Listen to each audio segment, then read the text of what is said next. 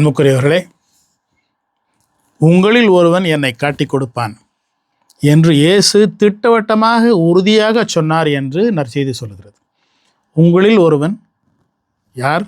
12 பேர் இருந்தார்கள். வேறு சில சீடர்கள் கூட அங்கு இருந்திருக்கக்கூடும். உங்களில் ஒருவன் என்னை காட்டிக் கொடுப்பான். உடனே அந்த அப்போஸ்தலருடைய ரியாக்ஷனை பாருங்கள். எல்லாரும் உடனே யூதாஸை பார்க்கல. எல்லோரும் ஒருவரை பார்த்து கொண்டார்கள், தன்னையே பார்த்து கொண்டார்கள். ஏனென்றால் எல்லாருக்குமே ஒரு சந்தேகம்.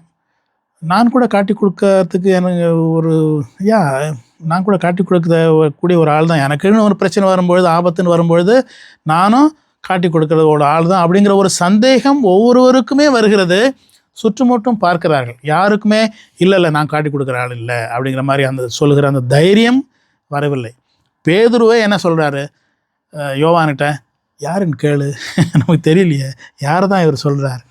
அப்பொழுது அவர் யார் ஆண்டவரே அப்படின்னு கேட்கும்பொழுதும் இயேசு என்ன செய்கிறார்? நான் இந்த அப்பத்தை எடுத்து கிண்ணத்தில் தோய்த்து யாருக்கு கொடுக்குறேனோ அவன் தான் காட்டி கொடுப்பான் அப்படி என்று சொல்லி அதை அப்பத்தை எடுத்து தோய்த்து யூதாஸிடம் கொடுத்தார் என்று இந்த நற்செய்தியில் எழுதப்பட்டிருக்குது. அந்த நேரத்திலாம் கொடுத்தாரா என்பது சரியாக தெரியவில்லை. அப்படி செய்த போதும் கூட அவர்கள் யூதாஸ் தான் காட்டி கொடுக்க போகிறான் என்பது மற்ற அப்போஸ்தலர்கள் இன்னும் விளங்கவில்லை. அவனை ஏதோ போய் வெளியில் போய் பொருள் வாங்கிட்டு வர சொல்லியிருக்கிறார் போல. ஏன்னா அவர் தான் அட்மினிஸ்ட்ரேட்டர், அவர் தான் காசு வச்சுருக்கிறார் கையில், நம்முடைய குரூப்பினுடைய வரவு செலவுகளை பார்ப்பவர் அவர் தானே என்று நினைத்து கொண்டு அப்போ கூட அப்போஸ்தலர்களுக்கு யூதாஸ் மேல் சந்தேகம் வரவில்லை, தங்கள் மேல்தான் சந்தேகம் வந்தது. இது ஒரு முக்கியமான ஒரு சூழல். ஏனென்றால் எல்லோருமே ஒரு வகையில் துரோகிகளாக மாறுவதற்கு வாய்ப்பு இருந்தது. அவர்களுக்கே அது தெரிந்தும் இருந்தது.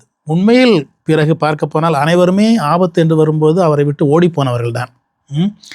தங்களுடைய உயிரை, தங்களுடைய தோலை காத்து கொண்டால் போதும், enough to save my skin என்று ஓடிப்போனவர்கள் தான் அவர்கள். இயேசு 3 வருடங்களாக அவர்களை மனம் திருப்பி அவர்களை இறைவனுடைய அரசு என்ன என்று புரிந்து கொள்வதற்காக அவர்களை ஆற்றுப்படுத்தி கொண்டு வந்திருந்தார். ஆனால் அவர்கள் என்ன செய்தார்கள்?